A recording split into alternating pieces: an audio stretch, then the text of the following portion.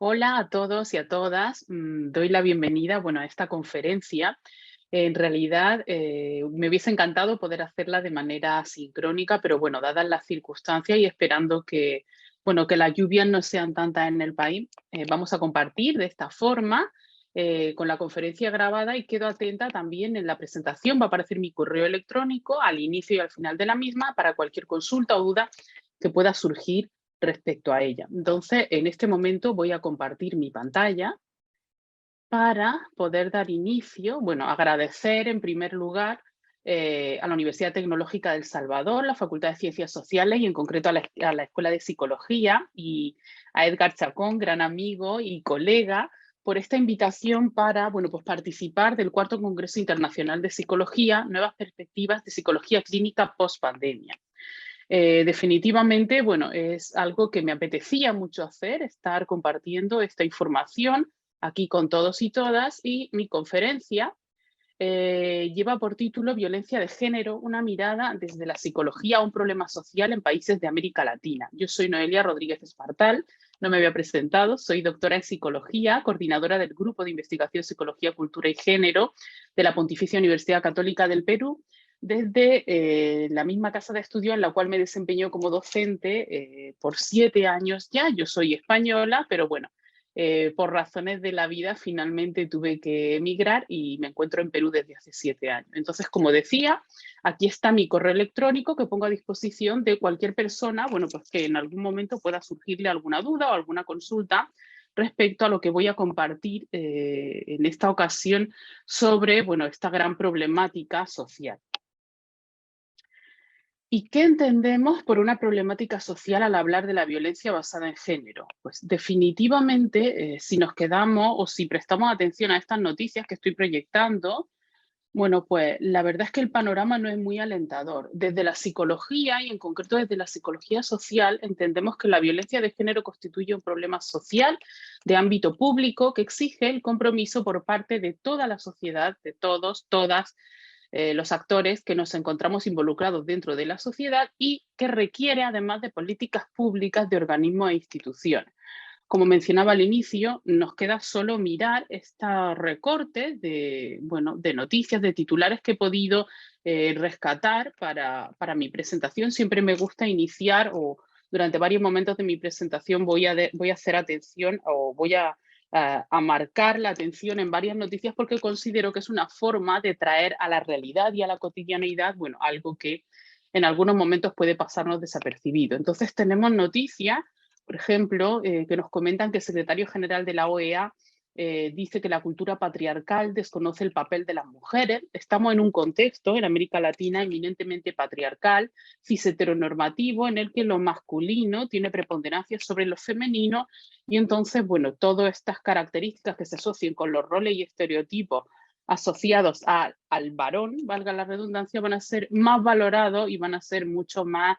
preponderantes que si los comparamos con aquellos que se asocian a los roles que nos corresponden teóricamente a las mujeres. También nos hablan de que a América Latina le tomaría 67 años alcanzar la paridad de género, incluso ahora después lo vamos a ver más adelante, como la crisis por la pandemia de COVID-19 que hemos sufrido en todo el mundo y a la cual, bueno, América Latina no ha sido ajena. El Perú, de hecho, ha sido uno de los países más afectados en cuanto a la ratio por muerte por el COVID. Bueno, pues veremos cómo esta crisis sanitaria, que finalmente, bueno, pues se ha traducido en una crisis económica, en una crisis política, en una crisis a todo nivel, también ha afectado definitivamente a la lucha que estamos haciendo por la igualdad de género.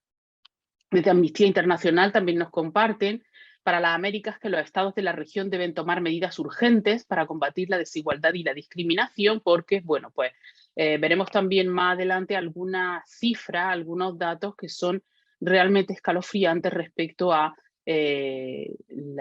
bueno, pues el impacto que tiene la violencia de género en nuestras sociedades. Y bueno, una noticia ya más concreta de aquí del Perú, del contexto en el que yo me muevo. De hecho, voy a contextualizar un poco también sobre cuál es mi realidad para que, bueno, pues lo vayan pensando respecto a su propia realidad dentro de El Salvador. Las feministas exigen al Congreso el respeto al enfoque de género para enfrentar la violencia hacia las mujeres. El feminismo es esta corriente que busca, bueno, pues la igualdad entre hombres y mujeres Y finalmente, bueno, pues son desde este movimiento, desde el que se está haciendo, perdón, bastante fuerza para llegar a esta igualdad de género y bueno, también prestando atención a otras manifestaciones de violencia más simbólicas, que veremos también más adelante, referidas, por ejemplo, a los piropos o a los halagos, refiriéndonos a que no es un piropo y no es un halago, sino que es una molestia diaria. La calle es tanto tuya como mía, respétala, respétame. Porque si bien,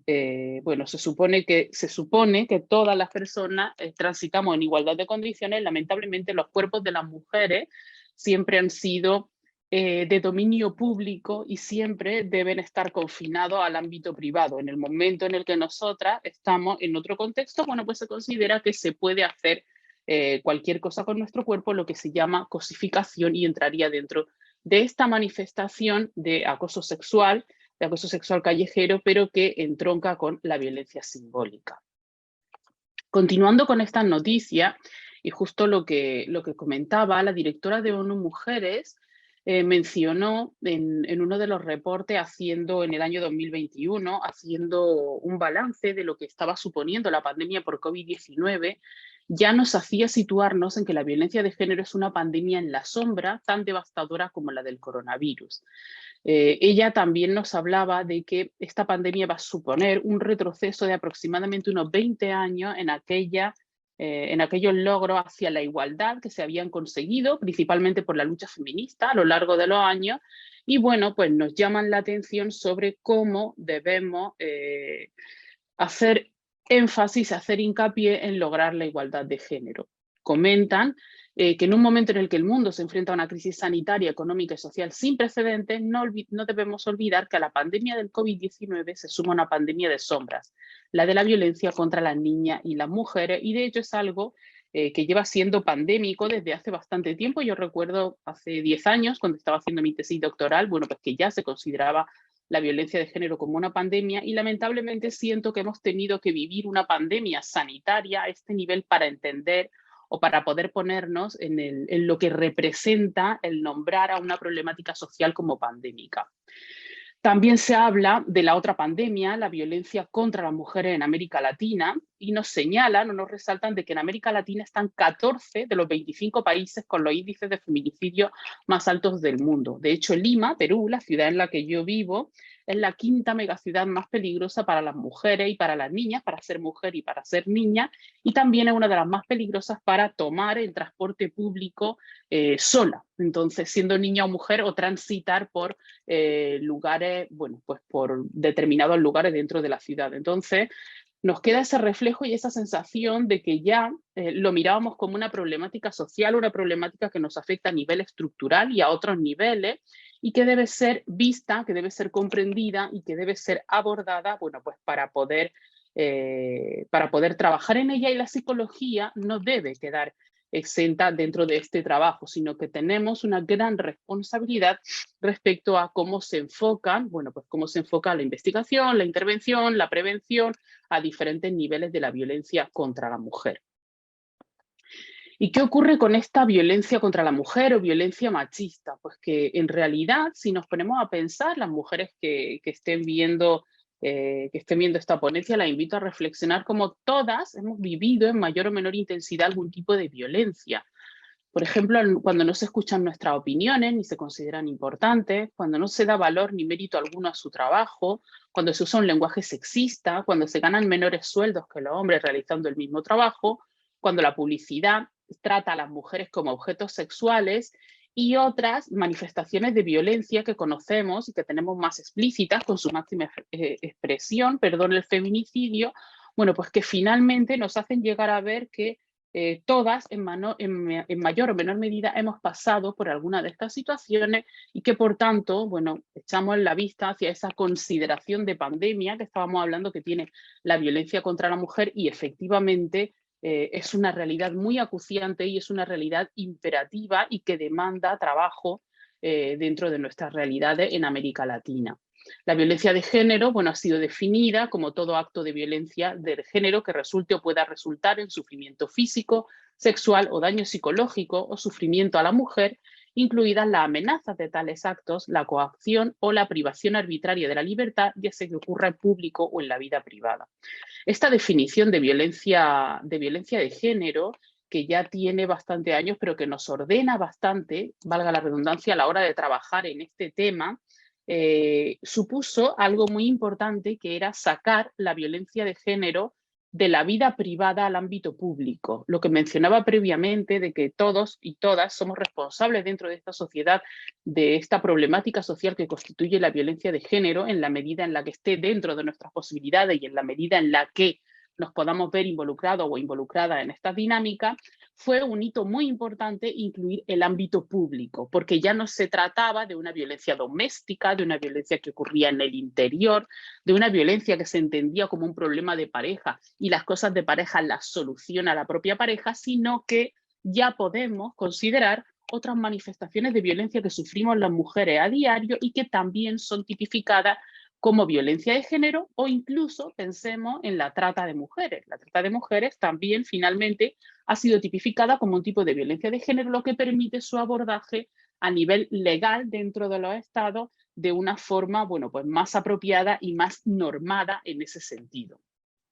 Incluyen dentro de esta definición de violencia de género la violencia física, sexual y psicológica en la familia, incluidos golpes, abuso sexual de las niñas en el hogar, violencia relacionada con la dote, la violación por el marido, algo que códigos penales de muchos países no tenían estipulado como violación, o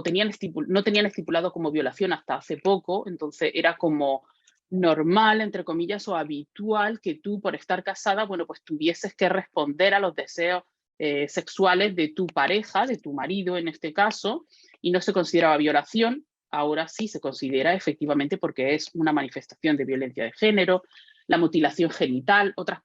prácticas tradicionales que atentan contra la mujer, la violencia ejercida por personas distintas del marido y la violencia relacionada con la explotación, la violencia física, sexual y psicológica a nivel de la comunidad en general, incluidas las violaciones, los abusos sexuales, el hostigamiento y la intimidación sexual en el trabajo, en instituciones educacionales y en otros ámbitos, el tráfico de mujeres y la prostitución forzada, y la violencia física, sexual y psicológica perpetrada o tolerada por el Estado donde que ocurra.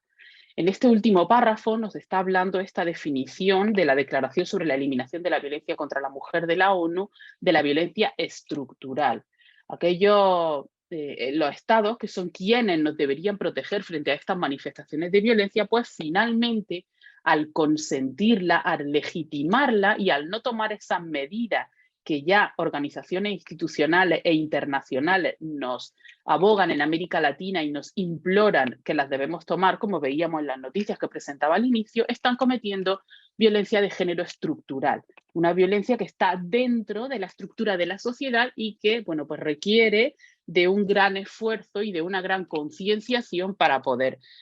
bueno, pues luchar contra ella y erradicarla.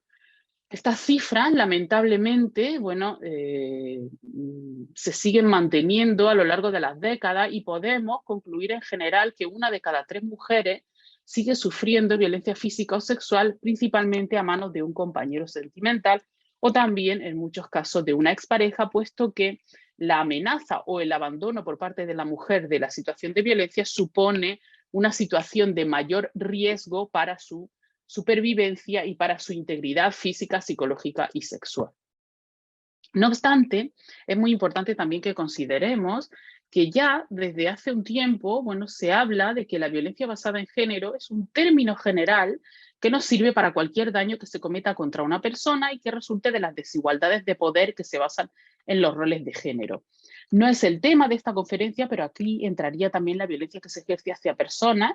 que no tienen identidades de género u orientaciones sexuales heteronormativas, personas LGBTIQ+, que por no cumplir con esos roles tradicionales, bueno, pues también son discriminadas y se justifica y se ejerce violencia contra ellas. Finalmente quería dar este panorama un poco amplio para que entendamos de qué hablamos ahora cuando hablamos de violencia de género y por qué ya nos estamos refiriendo concretamente a la violencia de género contra la mujer como esto o como violencia machista. Lo que es cierto también es que en todo el mundo la violencia de género casi siempre tiene un impacto negativo mayor en las mujeres o en las niñas y por esta razón El término violencia de género, pues a menudo se usa intercambiable con el término violencia contra la mujer.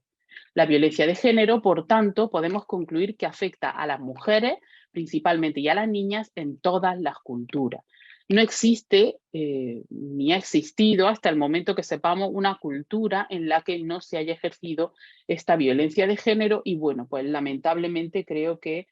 muchas de las personas que pueden ver esta comunicación y yo misma no veremos esta igualdad real que finalmente, bueno, pues acabe con la violencia basada en género, con la violencia machista, con la violencia contra la mujer. Si tuviésemos que coincidir o que hacer una apreciación a nivel teórico de modelos que traten de explicar la violencia contra las mujeres, hay muchos enfoques dependiendo, por supuesto, de las variables que se quieran considerar dentro de la mirada que se le esté dando al abordaje de la problemática, pero un modelo que engloba muy bien, que tiene esta mirada desde la psicología y que engloba muy bien lo compleja que es la violencia contra las mujeres respecto a todas las posibles variables que pueden estar intersectando para que se dé esta problemática de violencia, es el modelo ecológico de Bronfenbrenner, que ha sido adoptado por la OMS y por la OPS para explicar la violencia contra la mujer. De hecho, aquí en el Perú, también el Ministerio de la Mujer y Poblaciones Vulnerables es el modelo en el que basa, bueno, pues incluso las propias leyes para abordar y para trabajar bueno, contra la lucha hacia la violencia contra las mujeres.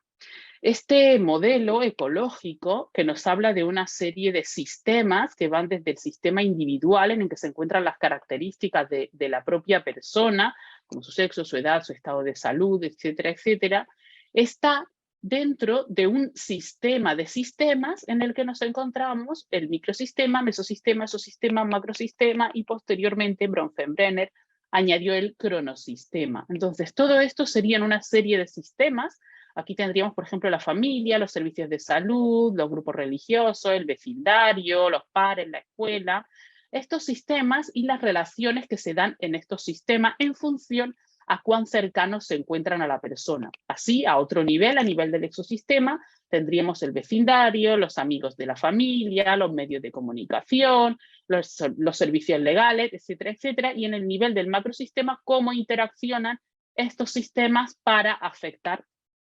a la persona. Finalmente tendríamos las actitudes y la ideología dentro de la cultura y el tiempo en el que ocurre una determinada circunstancia. Así, por ejemplo, a la hora de considerar el tiempo, bueno, pues tendríamos que ver dentro de la historia de la violencia de género o del abordaje del género y de la lucha por la igualdad, bueno, pues los hitos que el feminismo ha ido logrando a lo largo del tiempo. Por ejemplo, el hecho de que yo pueda estar hoy aquí dando una conferencia se debe precisamente al tiempo en el que me encuentro. Hace varias décadas atrás hubiese sido impensable que una mujer se encontrase dando una conferencia de cualquier cosa porque no se les permitía ir a las universidades y en el momento en el que se les permitió ir a las universidades se priorizaba que estudiasen asignaturas o carreras vinculadas con el cuidado. De ahí también este otro tema que, bueno, tendríamos para poder hablar durante mucho tiempo de la feminización o la masculinización de determinadas profesiones, pero esto creo que explica el modelo ecológico bastante bien, de una manera bastante completa, cómo se dan las dinámicas de violencia contra las mujeres. Además, ¿por qué? Porque dentro de este modelo ecológico nos cabe ubicar que la violencia de género es estructural, que lo mencionaba previamente, patriarcal y machista. Está basada, está construida dentro de culturas que priorizan lo masculino versus lo femenino, que supone una violación de los derechos humanos porque atenta contra derechos fundamentales de las mujeres, que es pública también, que ya no está solo en el ámbito de lo privado, que es un reflejo de las diferencias de poder. El hecho de que se siga manteniendo la violencia de género nos encuadra muy bien en este mantenimiento, valga la redundancia, del statu quo dentro de la sociedad, de un statu quo en el que, como mencionaba previamente, lo masculino se va a encontrar por encima de lo femenino y esta disparidad de poder lógicamente no quiere ser perdida por aquel que ocupa el lugar de la cima en la pirámide. Entonces, cuando se atenta contra ese poder o cuando se ve que ese poder se puede perder, en muchas ocasiones se puede reaccionar con violencia. Aquí hace unos años, creo que fue el año antes de la pandemia, el Ministerio de la Mujer y Poblaciones Vulnerables en el Perú hizo una investigación porque estábamos teniendo una serie de casos de violencia machista que eran exageradamente violentos, en los que los medios que se habían utilizado para violentar a las mujeres habían sido muy crueles, y una de las conclusiones a las que se llegó con esta investigación fue a que era una forma de reaccionar frente a la insubordinación de las mujeres, frente a no querer someterse a esas dinámicas de poder que a nivel de lo masculino se estaban viendo afectadas o se estaban viendo menospreciadas. Entonces, en ese sentido, vemos cómo estas diferencias de poder son tan importantes a la hora de abordar la problemática. Es interseccional, ahora un poquito más adelante he puesto porque creo que es algo clave el enfoque de la interseccionalidad para comprender, y más dentro de nuestros contextos en América Latina, que son tan diversos, cómo se entiende la violencia machista. Supone una educación y socialización en roles tradicionales de género y también conlleva a graves problemas de salud física y mental para todas las personas que están inmersas dentro del ciclo de la violencia. Aquí he querido resaltar lo que mencionaba antes de cómo la ley 30364, que es la ley para la erradicación de la violencia contra las mujeres peruana, nos habla dentro de este modelo ecológico de Bronfenbrenner de cómo para trabajar en violencia de género hay que tener un enfoque de integralidad, de interculturalidad, de derechos humanos, de interseccionalidad y generacional. Efectivamente, todo esto lo podemos ubicar dentro del modelo ecológico de Bronfenbrenner y nos saldrán algunas de estas características que presenta la violencia machista, la violencia contra las mujeres. No obstante, como decía, es un problema que tiene tantas variables implicadas y que tiene, bueno, pues que es tan complejo que efectivamente necesitamos un modelo igualmente complejo y abarcador para poder entenderlo, y sobre todo de la comunicación entre diferentes disciplinas y diferentes profesionales que trabajen o trabajemos en la problemática para poder dialogar y, bueno, pues trabajar en pro de unas sociedades más igualitarias. Aquí está, como mencionaba antes, el enfoque de interseccionalidad, porque considero que quizá puede ser el menos conocido por las personas que me estén viendo. La interseccionalidad fue un concepto planteado por una abogada afroamericana, Kimberly Crenshaw, en el año 1989, y que nos habla de las múltiples dimensiones de la opresión. Ella planteó este cuadro. Aquí he dejado también una charla de TED, luego, bueno, como no sé si os pasarán la presentación, pero podéis verlo aquí y teclearlo o algo para que veáis una charla de TED de la propia Kimberly Crenshaw en la que ella explica muchísimo mejor que yo el concepto de interseccionalidad. No lo he querido poner en esta ocasión porque el vídeo dura sobre unos 19 minutos, 17, 19 minutos, pero sí recomiendo muy encarecidamente que lo podáis ver para que se vea cómo esta interseccionalidad, este cruce de variables que nos van situando en función a qué es aquello que tenemos y nos van poniendo en una posición de privilegio o de opresión y resistencia. Podéis ver aquí las diferentes variables. Ahora después lo he trasladado o he traído un ejemplo de violencia de género. Es un fenómeno por el cual cada individuo, cada persona sufre opresión o ostenta un privilegio basado en su pertenencia a múltiples categorías sociales. Decía que es un modelo muy interesante de ver a la hora de trabajar la violencia de género en el contexto, bueno, en realidad en todos los contextos, pero en América Latina por la diversidad en muchos aspectos que tenemos dentro de nuestras realidades, que por ejemplo no va a ser lo mismo, bueno, pues una mujer afro, una mujer que tenga una situación económica pobre, una mujer que no haya tenido acceso a estudios, no va a ser la misma violencia que sufre ni la misma forma en la que la puede abordar o la puede enfrentar que una mujer blanca de clase social alta, etcétera, etcétera. No estoy diciendo con esto que las mujeres blancas, privilegiadas, de clase social alta no sufran violencia de género. Tenemos también muchísimos estudios que nos indican que sí, pero en ambos casos, en los casos que he puesto como ejemplo, la violencia se vive, se siente, se padece y se transita de una forma diferente. Entonces tenemos que tener esta mirada presente para poder realizar un abordaje integral, ético y cuidadoso de la violencia de género. Además, no es que se vayan sumando las opresiones, sino que se van intersectando, de ahí que se llame interseccionalidad, porque se van cruzando para generar esas múltiples categorías de opresión, bueno, pues que finalmente hacen que esta mirada sea tan interesante y tan necesaria. Nos habla Kimberly Crenshaw de que hombres de color y mujeres blancas son realmente confrontados a esta dimensión de la interseccionalidad, pues existe una desposesión que obliga al individuo a separar su energía política en dos proyectos a veces antagonistas. Entonces nos hace enfrentarnos con circunstancias por las que nosotras podemos sufrir una determinada manifestación de violencia, pero ver que hay otra persona que tiene otras circunstancias que la hacen sufrir esas manifestaciones de violencia de género de otra forma. Nos obliga a mirar desde nuestro propio privilegio y a desde ese propio privilegio, una vez reconocido, poder trabajar de la mejor forma posible y poder abordar la problemática de la violencia de género de la mejor forma posible, valga la redundancia. Dentro de la interseccionalidad, bueno, pues estos enfoques interseccionales se proponen resaltar la pobreza de las políticas conceptuales de la dominación,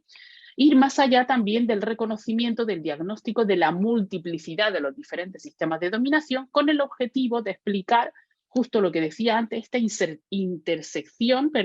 o esta simultaneidad en configuraciones sociohistóricas específicas que hacen que nos encontremos en distintas situaciones de vulnerabilidad y que éstas deban tenerse en consideración a la hora de trabajar en violencia de género. Algunas de ellas, si hablamos, por ejemplo, de violencia de género, pues pueden ser precisamente el género, la edad, la discapacidad, la situación económica, la orientación sexual, la etnia, la nacionalidad o la religión. Como vemos aquí, no son sumatorias, sino que se van cruzando dentro de esta gráfica que me parece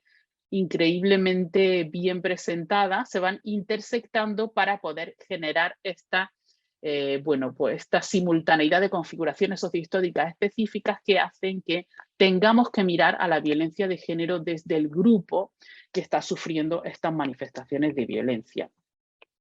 Aquí está también el ejemplo de la interseccionalidad con los 8 ejes de desigualdad. Entonces vemos dentro de los ejes del privilegio y de la opresión o la resistencia, bueno, pues cómo ser capacitado, joven, cisgénero, de raza blanca, heterosexual, ser hombre de clase social alta y con estudio nos situaría dentro del mayor privilegio, y ser una mujer sin estudio de clase social baja, trans, anciana, discapacitado, de raza negra, lesbiana, gay, bisexual, nos situaría dentro de esta característica de dominación, de opresión, que haría, bueno, pues que finalmente suframos esta violencia de género y además que sea justificada por los contextos, porque como mencionábamos previamente, sociohistóricamente es algo que se ha ido manteniendo, justificando y legitimando a lo largo de la historia. Creía que era importante hacer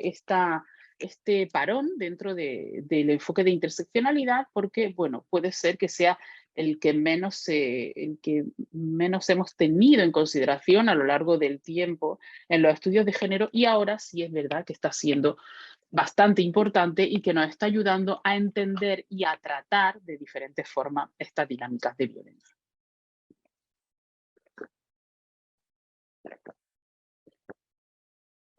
Perdón. Además, aquí es importante resaltar una serie de conceptos relevantes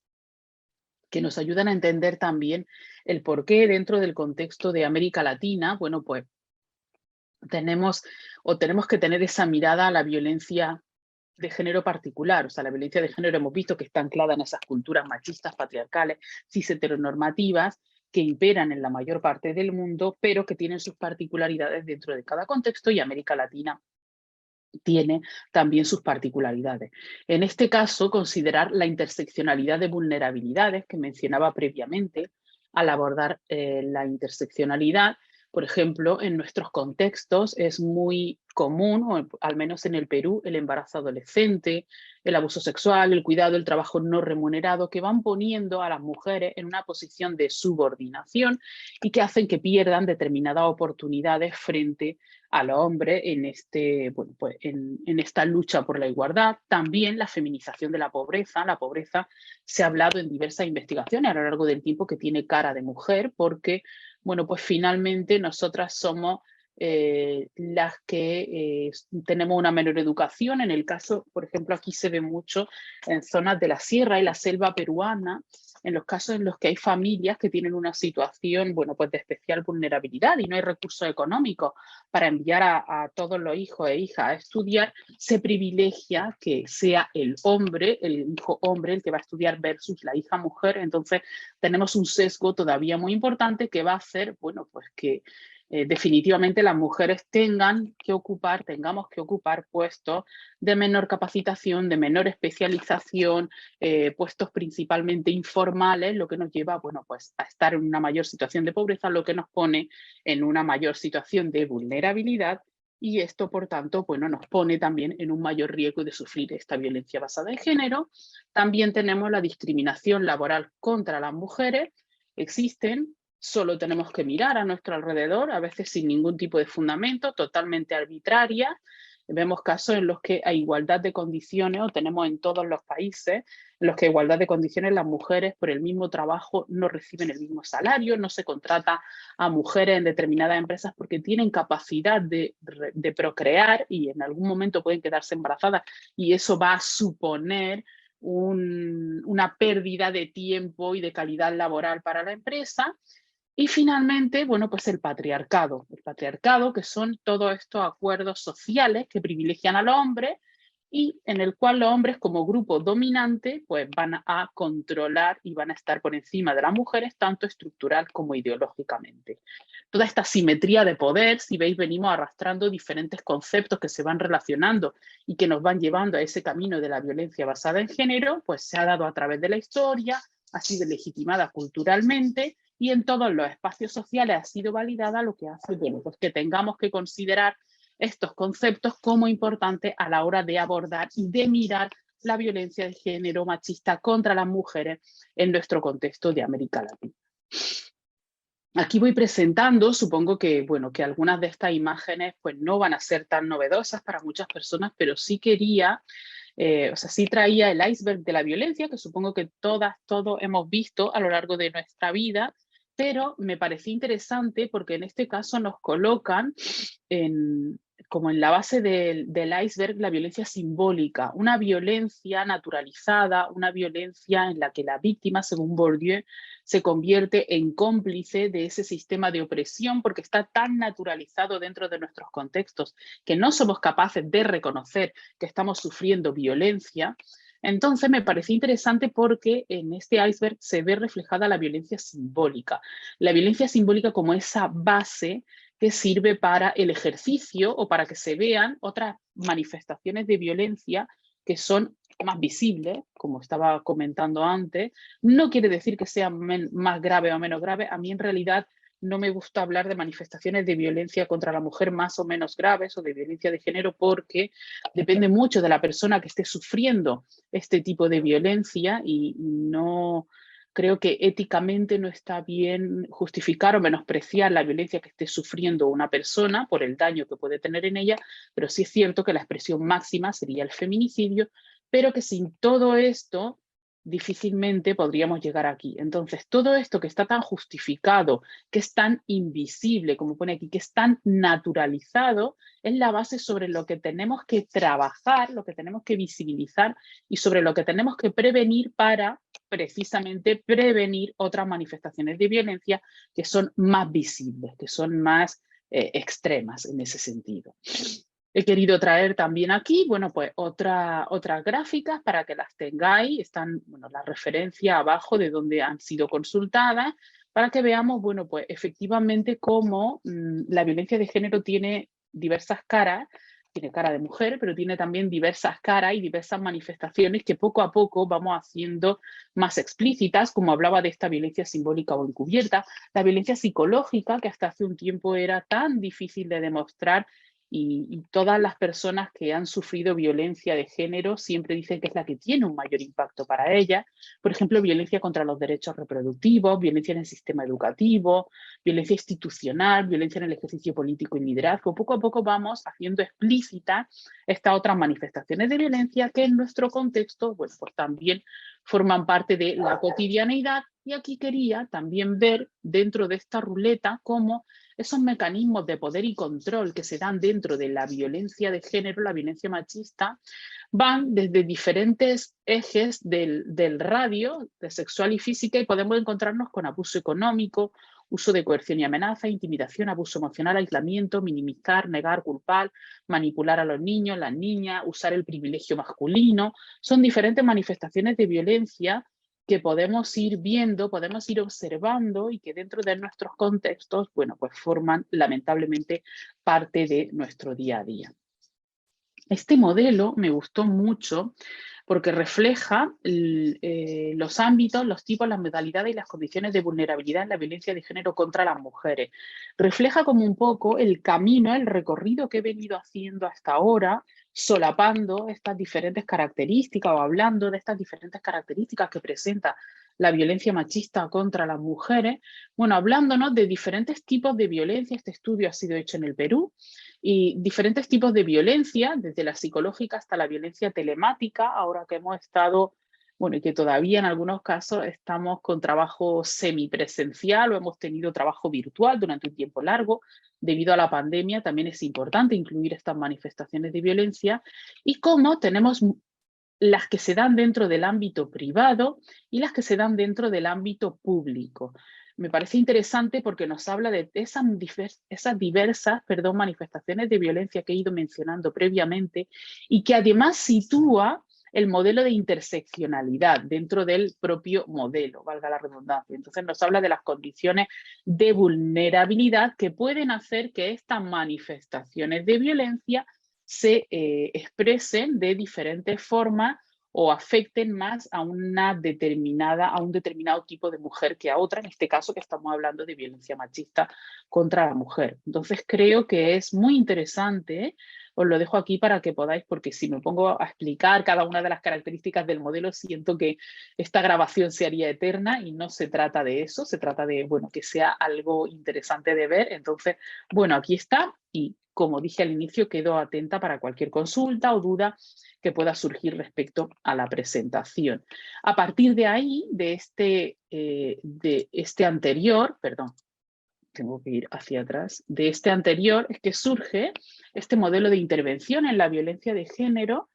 que nos habla de los niveles de atención, de prevención y de incidencia política, definitivamente, y desde la psicología también tenemos, la psicología es política, la psicología tiene que hacer incidencia para poder abordar estas problemáticas, y para poder llegar a aquellos organismos decisores. Entonces necesitamos meternos ahí también para trabajar en la erradicación de la violencia de género, y nos habla de algunas características que tiene esta violencia que ya he ido mencionando, que es sistémica, que es estructural, multicausal y social. Ya dejemos de hablar de que es algo privado, de que es algo que solo afecta a la pareja, de que los trapos sucios se lavan en casa, o todas estas afirmaciones que lamentablemente, bueno, pues todavía hoy en 2022 seguimos escuchando mucho,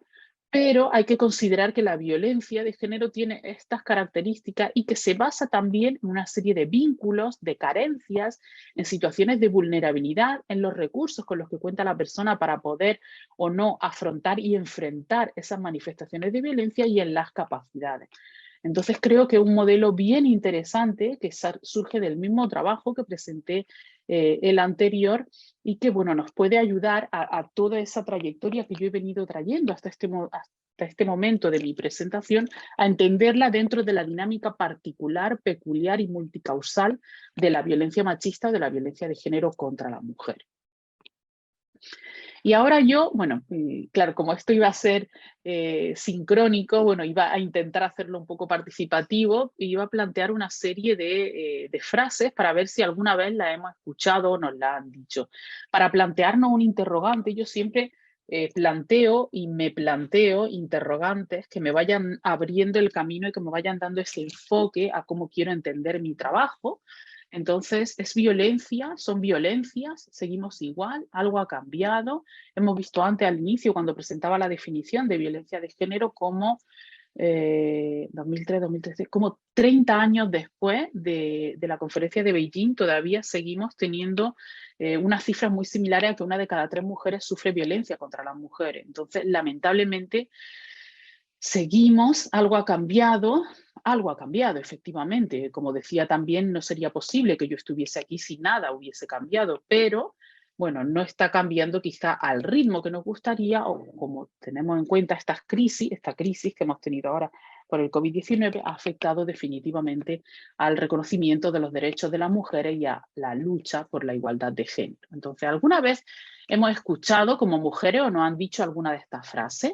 Las mujeres que no se depilan son sucias, guarras. ¿Qué te pasa? Seguro que tienes la regla. Mujer tenía que ser. ¿Por qué no estudia algo que sea más de mujer? No te pongas nerviosa, te lo digo por tu bien. Voy a ir saltando algunas para no leerlas todas. Por ejemplo, te maquillas demasiado. A mí me gustan las mujeres naturales. Y si aprovechas el trayecto para maquillarte, así les gustarán más a los hombres. Esa le he sacado de una propia experiencia mía con un taxista aquí en Perú, en Lima. Yo no me maquillo usualmente y una vez que me llevaba para la universidad me dijo, ay señorita, pero puede aprovechar el trayecto para maquillarse que tenga mejor cara.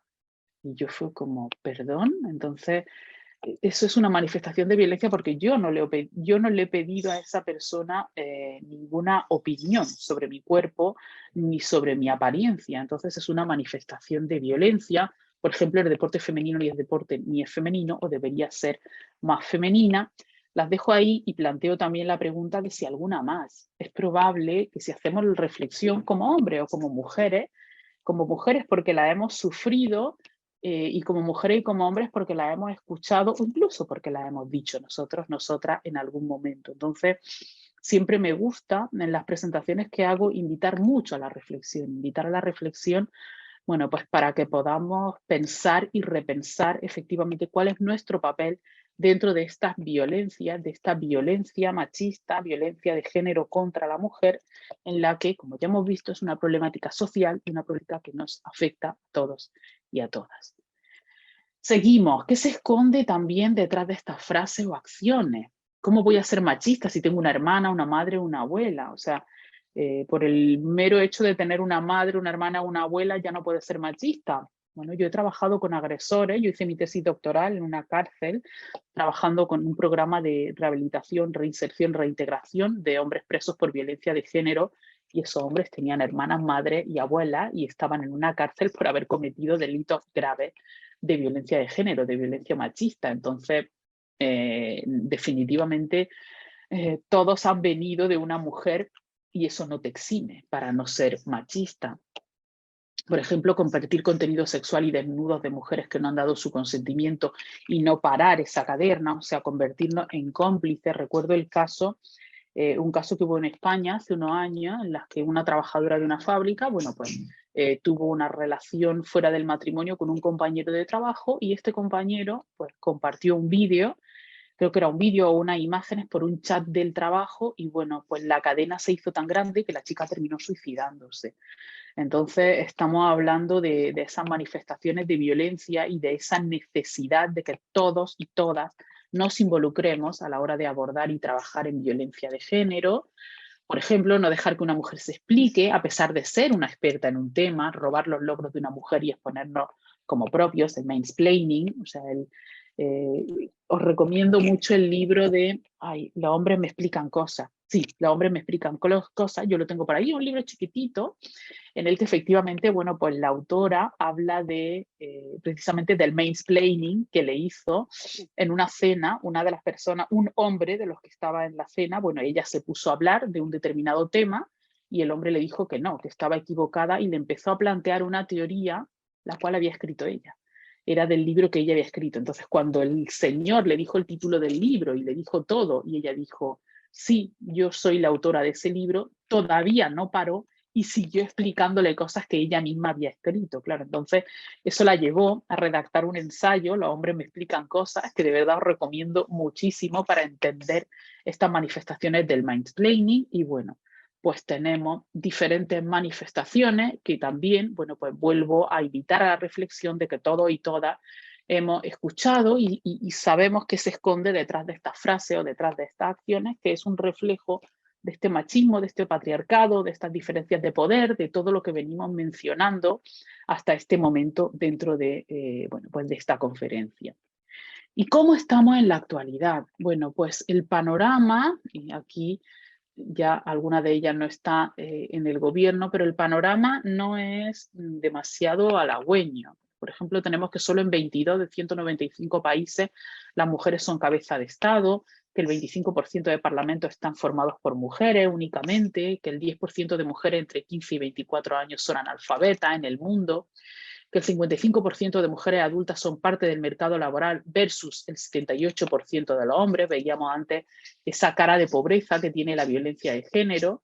esa cara de mujer, perdón, que tiene la pobreza, que el 35% de gerentes senior en el sector privado son mujeres únicamente, y que siguiendo con las intervenciones existentes ni siquiera llegaremos en 2030 a 50-50. O sea, se está hablando ya ni siquiera en el 2060 y tanto, por esta crisis que hemos tenido ahora por el COVID-19. Entonces, bueno, hemos avanzado efectivamente, porque hemos avanzado en algunas cosas, pero lamentablemente todavía tenemos mucho trabajo por hacer en este sentido. ¿Y qué ocurre en América Latina? Bueno, pues que el panorama no es mucho más halagüeño. Tenemos, por ejemplo, aquí respecto a los feminicidios en América Latina, la tasa de feminicidios por cada 100.000 mujeres, como El Salvador ocupa, bueno, pues un honroso primer puesto con un 6,8 dentro de estas cada 100.000 mujeres que sufren o que han sido víctimas de feminicidio. Ojo, siempre que presento data también invito mucho a ser conscientes de esa data, a posicionarnos dentro de esa data y bueno, pues definitivamente saber que hay una subrepresentación en la mayor parte de las ocasiones de esa data o de esa información, porque no podemos acceder a todos los casos, porque hay casos que no se reportan como feminicidios cuando sí lo son, porque no todas las mujeres denuncian que son víctimas de violencia de género. Entonces, tenemos que pensar siempre que esos datos esconden mucho más, o sea que es probable que sean bastante más elevados. El feminicidio en el mundo, bueno, pues tenemos que 137 mujeres son asesinadas por un miembro de su familia cada día, que 58 de cada 100 son asesinadas por su pareja o familiares, que América es el segundo continente con mayor tasa de feminicidio después de África, que cada 2 horas y media se registra un feminicidio en la región de América Latina. O sea, estamos pensando en la barbaridad que suponen estos datos, la pérdida de vida, la pérdida de mujeres valiosas que ocurren en este sentido, que 1 de cada 3 mujeres ha sufrido violencia física o sexual y que el 80% de la violencia física en América Latina se comete contra las mujeres. Entonces estamos hablando de una problemática social, de una pandemia, de una problemática real, de algo que debe ser atajado y que debe ser considerado en su dimensión. Aquí están los datos del año 2021 también,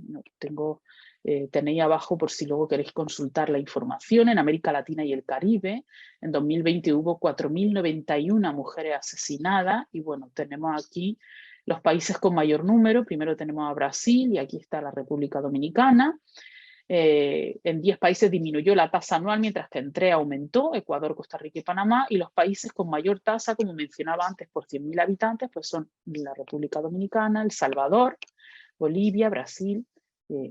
Honduras, le había dejado al inicio. Entonces estamos viendo que las cifras, bueno, pues son alarmantes. Aquí tenemos, bueno, pues que el 65% ha experimentado violencia, que 1 de cada 2 ha sufrido violencia o conoce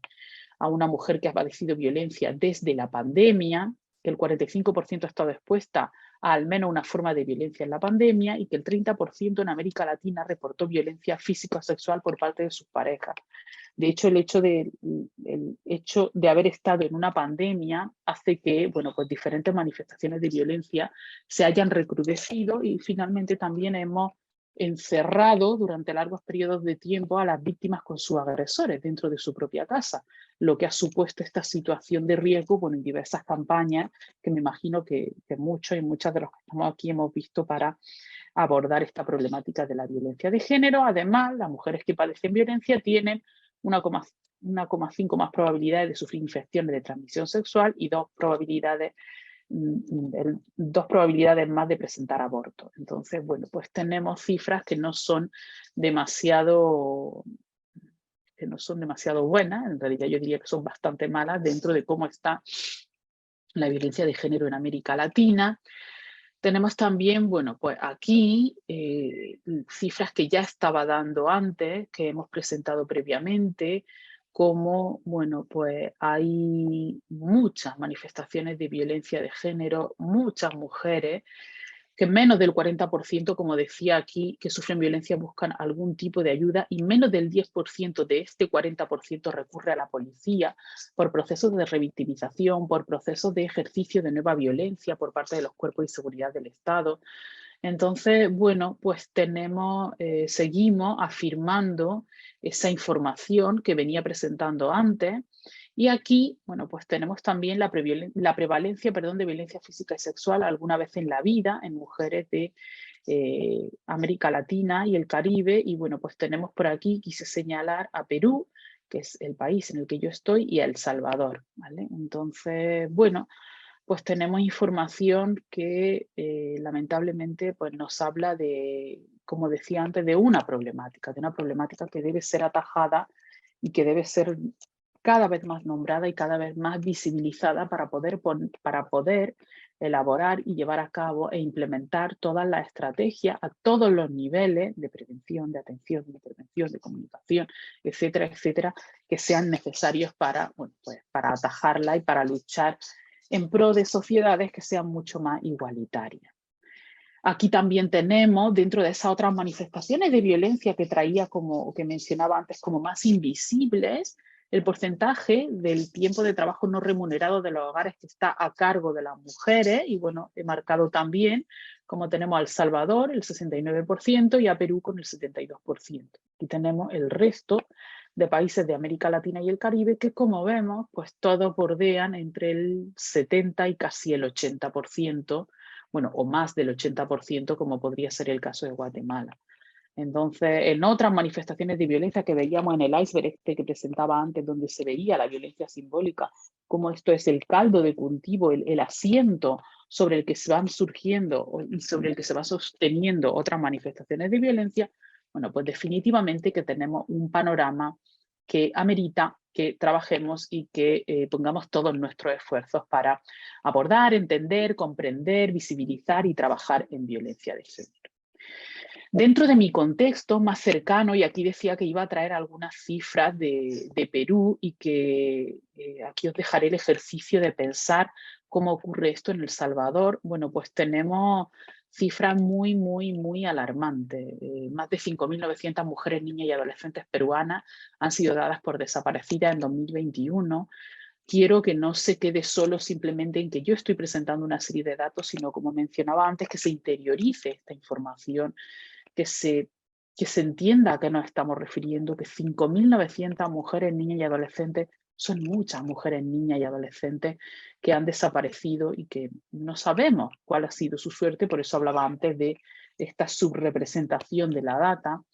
que ha habido 226 violaciones, 60 de ellas a menores de edad, que a julio de 2020 260 niñas menores de edad habían parido en el Perú, que cada hora y media desaparece una mujer en el Perú, cada hora y media perdemos a una mujer dentro de este país, que cada día 16 niñas y adolescentes son víctimas de abuso sexual en el Perú,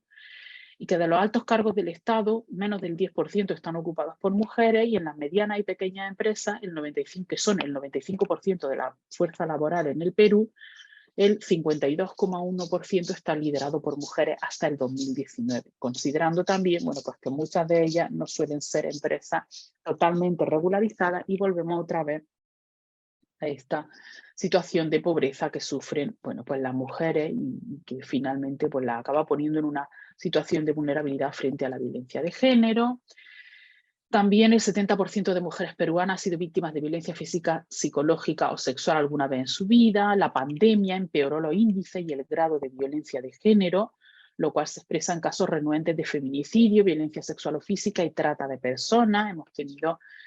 bastantes cifras. De hecho, yo me encuentro ahora trabajando en un proyecto de ONU Mujeres en el que estamos, bueno, pues la parte en la que yo estoy trabajando es la implementación de un protocolo de reintegración social para mujeres víctimas de trata en 2 regiones del Perú. Y bueno, pues efectivamente es un trabajo intenso, pero un trabajo necesario, de dentro de una problemática de violencia de género que es muy grave en nuestro contexto. También, según un informe de la ONU, cuando las mujeres y las niñas tienen acceso a Internet, enfrentan más violencia en línea que los hombres. Si damos este salto a lo digital, también estamos expuestas y sufrimos mayor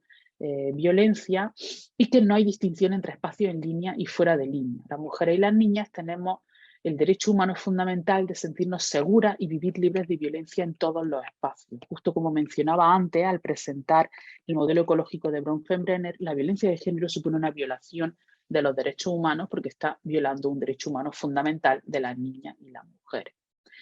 En el Perú, en 2021, los centros de emergencia mujer, que son unos centros donde, bueno, pues algunas mujeres acuden cuando son víctimas de violencia de género, atendieron 163.797 casos.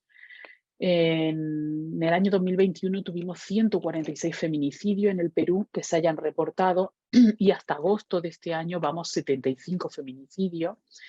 En el 2021 tuvimos 293 casos de tentativa de feminicidio y hasta agosto de 2022 146 casos. Ha supuesto un incremento del 122,1% en los casos atendidos por los FEM desde 2020, desde antes de la pandemia, y un incremento del 8,9% en las tentativas de feminicidio desde 2020, también desde antes de la pandemia. Entonces, bueno, de nuevo vamos viendo que estamos en una situación bastante alarmante y que nos interpela, definitivamente nos grita, diría yo, a que hagamos algo y a que demos esta mirada a cómo estamos en la violencia de género en nuestros países. Ya queda poquito para que termine, y quería, bueno, pues traer dentro de ese nivel más naturalizado que hablaba de violencia contra la mujer, quería traer esta encuesta que no se hizo en América Latina, se hizo en España por una, bueno, Instagramer, creo que se dice, aquí está su contacto, en octubre de 2020, y ella planteó en su Instagram una pregunta: ¿qué haría si las mujeres desaparecieran del planeta durante 24 horas? Y también planteó la contraria, que está aquí: ¿qué haría si los hombres desaparecieran del planeta durante 24 horas? Esta pregunta, que lógicamente iba dirigida a hombres, bueno, pues ¿qué haría si las mujeres desaparecieran del planeta durante 24 horas? Nos lleva a ver que el mayor porcentaje de hombres, pues que haría lo mismo, no sé, o nada nuevo. Sus vidas no cambiarían. Si nosotras desapareciésemos del planeta, pues para ellos prácticamente no supondría ningún cambio. Bueno, luego aquí algunos se pondrían tristes, llorarían, se preocuparían, se aburrirían, estarían solos, la echarían de menos,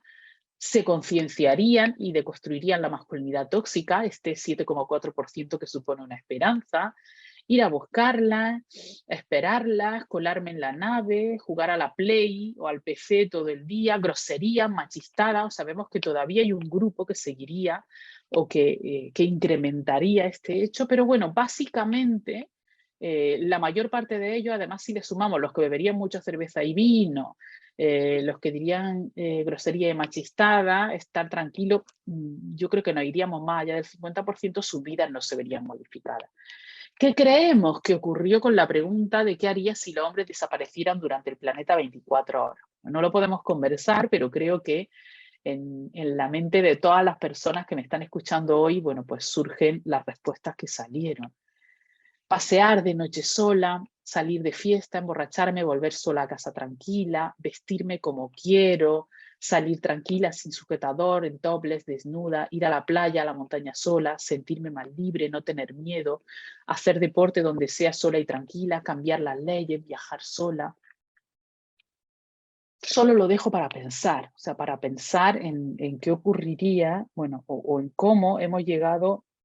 a estas manifestaciones que mencionaba antes, que quizás no somos conscientes de ese nivel estructural, de ese nivel simbólico que tiene la violencia de género, y que en nuestros contextos en América Latina está tan presente también. Bueno, pues finalmente para invitar a la reflexión y a la acción. O sea, yo siempre digo que una reflexión tiene que venir seguida de una acción, y invito a todos y a todas, bueno, a que reflexionemos y desde nuestros propios espacios y considerando nuestras posibilidades, finalmente, bueno, pues podamos actuar dentro de esta dinámica de violencia. ¿Y qué podemos hacer? O sea, no quería cerrar esta conferencia sin dejar, bueno, pues que sí podemos hacer algo, y he traído a modo de ejemplo, porque podemos hacer muchas cosas desde nuestros propios espacios, pero las 16 medidas para poner fin a la violencia contra las mujeres de ONU Mujeres. Entonces, ahí tenéis también el enlace donde las podéis consultar, y entre esas 16 medidas están, bueno, pues ratificar los tratados internacionales y regionales, todo lo que mencionaba al inicio de mi conferencia, que nos están observando los países de América Latina, que están pendientes de nosotros para que cumplamos definitivamente con ello, porque es algo que debemos hacer para proteger a nuestras mujeres, niñas y adolescentes. Adoptar y cumplir las leyes, efectivamente, que se hagan de una manera eficaz, eficiente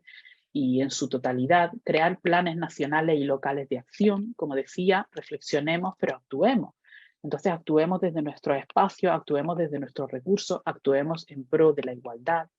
hacer que la justicia sea accesible para las mujeres y las niñas.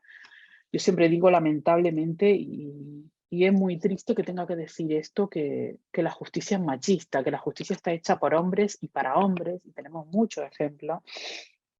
en nuestros contextos. Seguro que en el contexto salvadoreño también tenéis bastantes ejemplos. Entonces, definitivamente hagamos que la justicia sea también por y para nosotras. Poner fin a la impunidad frente a la violencia sexual en los conflictos. Tenemos diferentes guerras ahora por el mundo activas, y también sabemos, bueno, pues que las mujeres somos víctimas de violencia en ese sentido. Entonces, en el conflicto armado interno, por ejemplo, en el Perú, fueron las esterilizaciones forzadas. Entonces, definitivamente que no se nos use como armas de guerra, que no se ejerza violencia contra nosotras también, en ese sentido, violencia de género contra nosotras, y que, bueno, pues se ataje esa manifestación de violencia, garantizar el acceso universal a los servicios esenciales. Tenemos el mismo derecho, somos ciudadanas, deberíamos ser ciudadanas de primera categoría, entonces que podamos acceder a todos los servicios que nos corresponden, brindar formación a aquellos que trabajan en los servicios esenciales. Yo siempre digo también que toda persona que se dedique a trabajar en violencia de género, violencia machista, violencia contra la mujer, debe estar plenamente capacitada, debe hacerlo desde su propio espacio, pero con cuidado, con ética, con conocimiento. Entonces es esencial un abordaje, una implicación y una formación con enfoque de género interseccional, con enfoque de derechos humanos, con todos los enfoques que hemos ido mencionando antes, para que tengamos profesionales capacitados y capacitadas que trabajen en estos temas. Otorgar recursos públicos adecuados, también que en los presupuestos se otorgue lo suficiente como para trabajar en esta problemática, recopilar, analizar, difundir la información nacional. Estas estadísticas, por ejemplo, que yo traía del Perú, yo las presento en mis clases, yo las presento en las conferencias, que hagamos esto desde todos nuestros espacios, que en El Salvador también se expongan y se nombren bueno, pues esta información sobre violencia de género en toda América Latina, en todo el mundo en realidad. Invertir en la igualdad entre los géneros y el empoderamiento de las mujeres, definitivamente hacerlo más efectivo, entender el empoderamiento de una forma correcta, de una forma no asistencialista, de una forma en la que, bueno, pues finalmente ayudemos y apoyemos a estas mujeres, niñas y adolescentes a recuperar y volver a reconocer aquellas habilidades que ya tienen, pero que por estar inmersas en una situación de violencia en un determinado momento han perdido o no son tan conscientes de que están en ella. Mejorar la autonomía económica de las mujeres, con mejor acceso a la educación, con acceso a mejores puestos de trabajo, con no discriminación, etcétera, etcétera, etcétera. Aumentar la conciencia pública y la movilización social, esto que estamos haciendo, el manifestarnos, el reconocer que es una problemática de todos, que nos afecta a todos y en la que todos, todas somos responsables y tenemos que actuar. Involucrar a los medios de comunicación de masas, definitivamente el cómo se transmiten las noticias. Eso nos podría dar para otra conferencia sobre violencia simbólica, el cómo se transmiten las noticias, cómo se quita responsabilidad al agresor y se responsabiliza a las víctimas, en muchos casos, dentro de estos contextos patriarcales, machistas que tenemos. Trabajar para y con los y las jóvenes en tanto que defensores del cambio. Efectivamente, las nuevas generaciones tienen que estar también formadas, capacitadas, concienciadas, para trabajar en esta problemática, movilizar a los hombres y a los niños, el trabajo en la deconstrucción y reconstrucción de la masculinidad, la identificación de la masculinidad hegemónica, el daño que hace la masculinidad hegemónica a los propios hombres y por sucesivo a las mujeres con las que se interrelacionan. Entonces es importante, somos prácticamente la mitad y la mitad dentro del mundo y nos necesitamos los unos a la otra y la otra a los unos, porque convivimos y esa es la idea, que convivamos dentro de este contexto, que sea más lo que compartimos que aquello que nos diferencia. Entonces, precisamente, también los necesitamos dentro de esta lucha. Y bueno, por último, dentro de esas medidas, ONU Mujeres también plantea pues, realizar una donación al Fondo Fiduciario de la ONU para poner fin a la violencia contra las mujeres, que creo que es el único fondo que existe que, bueno, pues que se dedica específicamente y exclusivamente a ello. Para cerrar ya una serie de conclusiones, bueno, en la base de todo lo que he estado comentando está que tenemos que evitar la transmisión de los estereotipos de género. Hemos visto que tener marcado qué me corresponde ser, hacer, sentir, pensar, actuar, moverme todo como hombre o como mujer es la base para la discriminación y la violencia. Entonces, luchemos y evitemos contra la transmisión social y cultural de estos estereotipos tan dañinos, transversalicemos el enfoque de género. Definitivamente yo considero que debería estar explícito en todos nuestros trabajos, a todos los niveles educativos, en todo, para poder entender precisamente, bueno, pues cómo nos movemos dentro de estos contextos, adoptar una mirada de diversidad y de interseccionalidad, que ya lo he comentado a lo largo de mi ponencia, porque tenemos que considerar cuando trabajemos en violencia de género, en violencia machista, estas diferencias en diferentes características y variables que veíamos antes que nos ponían en una posición de privilegio, en una posición de opresión y de sumisión